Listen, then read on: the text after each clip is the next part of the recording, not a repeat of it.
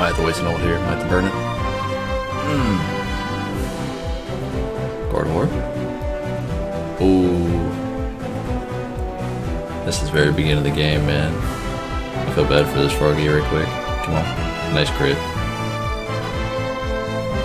Get back in here. Nice crit. Get deleted. Get that triple piece. Or 3-piece. Disrespecting my damage. Can I get it? A lot of people don't play Absol, man. I feel like when you don't see them, it's either a good thing or a bad thing. But when you do see them and they're really good, what are you going to do? You just delete teams. Squirtle got dang rapid spin. Alright, hopefully Lucario is Pirate Punch ready to go. Come on. Nice. Let's pick it up. Just leveled up with an ult too. Let's go.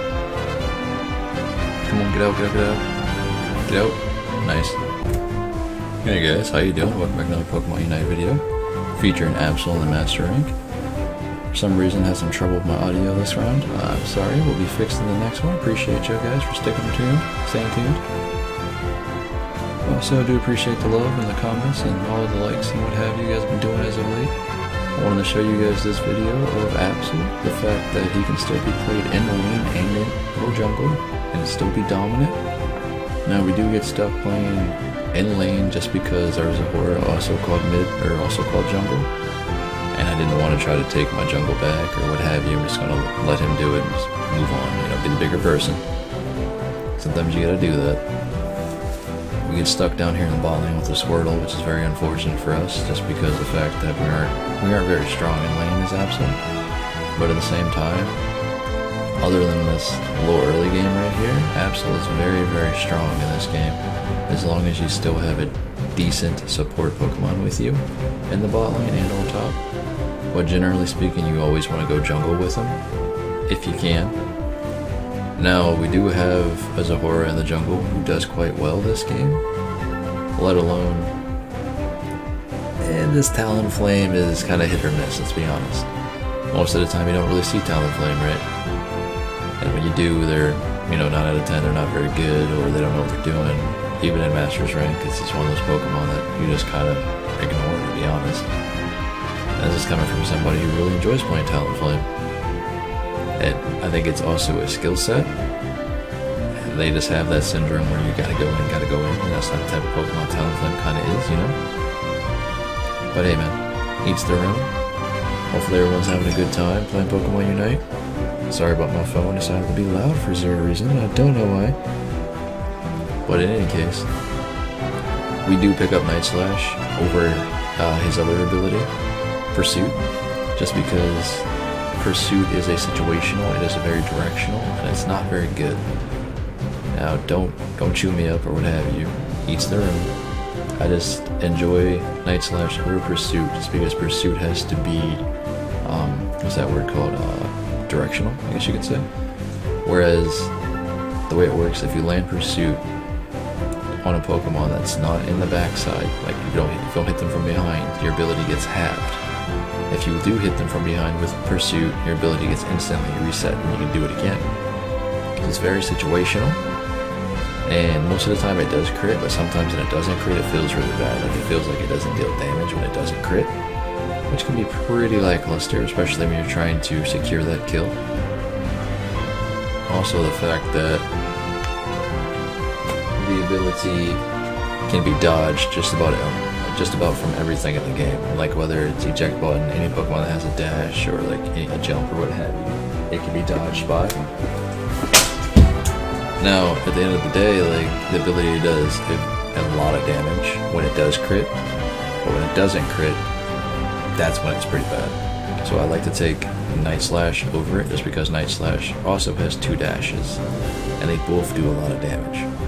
But the first dash is you have to land the dash in order for you to do the second one. Now here's a situation where Lucario just hit level 6, and I know he didn't know I was in the bush, and I have a SASH ready to go, meaning when my HP gets too low I start healing. So I figured Lucario would commit to me thinking he could kill me, and underestimate my damage, and not know I had SASH, which means I was safe, per se. Now, the downside with items in this game is when you open the menu and you look at all the different items and stuff, you can't see what Pokemon are using what. So sometimes those people off, and the items work at level 1, level 2, doesn't matter, they all work at the very beginning of the game. Now, in that situation where Lucario kinda, I think he got tilted a little bit, as soon as he spawned, he chased me down. I mean, he learned real quick that, like I said, Absol does a lot of damage, even in the early game. Like, even right here, like, I could just walk into a 1v3, get a couple kills, and you can argue they're kinda low, right? But that's when Absol shines, especially when you do a crit. Now, sadly enough, I make a misplay here, taking too much damage from Greninja for zero reason. I did not see Talonflame in the bush, which threw me off. But hey, sometimes, you know, mistakes are made. Now, this is kind of weird in the same sense because Turtle is still level, what, 8? Hasn't even evolved yet. Cinderace is level 10, Lucario is level 8. Like, our team is kind of falling behind a little bit. And we have Zahora and myself are the highest level in the squad, as long as Cinderace, so I don't really understand what's going on here in this aspect, especially when we're going around killing people. So this Dreadnought right here, if we don't get this, we could be in big trouble. I mean, if we do get this for our team, we can catch our team back up, which is great. But this is the damage that Absol can deal in a team fight. Like, you know, you don't just want to run in there and just be like, oh, I'm going to get that last hit, blah, blah, blah. You just want to be in there to help. And the ability Night Slash allows you to do that instead of just trying to use Pursuit and position yourself, you know, in a 5v5 team fight. It's not very good. This is why I feel Night Slash can do so much more work, because it hits more targets. You can hit multiple at the same time. It's nice.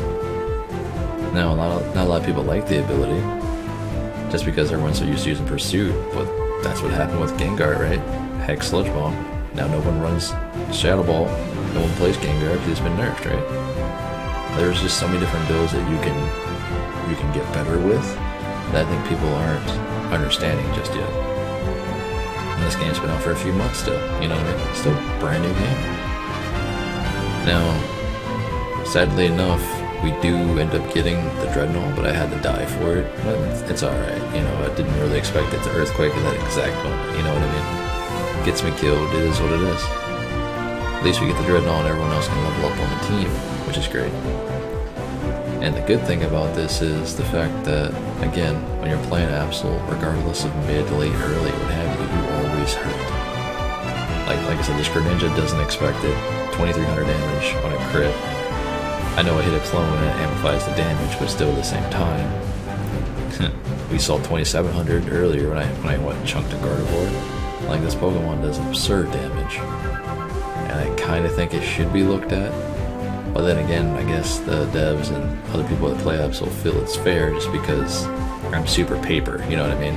Like, I'm the squishiest Pokemon in the game, I want to say. You know, probably close up there with Gengar. But at the same time, you guys really disrespect the damage that Absol can deal. It's pretty nuts. Now, I probably should have died there just because he had red buff and I was burning, but somehow I made it out. And I do the thing where I stay here. I shouldn't have stayed there. I should have left. I'll go back in thinking I can kill them both, but again, you don't know what items they're running. And they both start to heal because the SASH, again, you don't know until it happens. Whereas in League of Legends or Smite or any other MOBA, you can see the items that, you know, someone picks up or purchases or what have you. And this one, they're all hidden until after the game, which is rough. Especially when you're doing that first Dreadnought fight, for example, and people start healing with SASH or buddy barriers go off. Like, these are things that are very hard to account when you don't know. You know what I mean? You just assume that they have it, but you don't know when it's up or when it's on cooldown or whatever.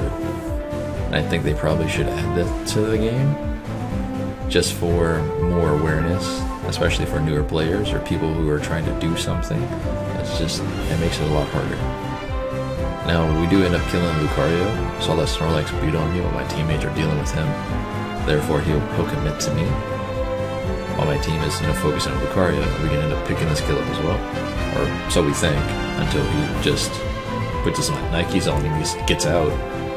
Didn't know Snorlax should run that quick, but it is what it is. Zahora ends up taking a goal up in the top lane, which is great. I don't know what happened to Talonflame there. He just like stuck in the air for some reason. But we ended up taking him down as well, and this Lucario was being a silly goober. You know, bad news bears. You gonna jump back? He does jump back. That was cute. But again, Absol does so much damage sometimes, you just don't expect it. I do have my ultimate ready in case we end up needing it, but I felt that if I didn't go back, I would just got killed easily. Especially because there ain't no HP. Now, but I do have a Greninja, so I felt like I was gonna get executed, so I didn't. That's why I wanted to leave. But at the same time, he just got blown up. It is what it is. Now, his ultimate isn't really like it's a skill shot that shoots multiple Psycho Cuts out, but at the same time, they can still move out of the area and or dodge it as long as you position yourself right with Absol. But it's really, really good to try to get Absol's ultimate in a choke. So in a 5v5 team fight, dropping an ult does a lot more work than people realize. But try not to just throw away your ult or end up trying to save your ult for a 5v5. If you have to use it, burn it. You know what I mean? A lot of players, like Gardevoir players, Blastoise players, they try to hold their ultimate for that one moment. If you got an ult that can secure an objective, secure a kill, might as well just burn it, man. It is what it is. You only got 10 minutes in the game anyway. But hey, hopefully you guys do enjoy playing Absol. Please pick him up again. Give him a shot. Get better with him. It's not an easy Pokemon to play. I give it to you. Because positioning is key when it comes to Absol. But hey man, this has been Pawseplays. Hopefully you guys enjoy. I'll catch you guys in the next video. I'm going to start heading out.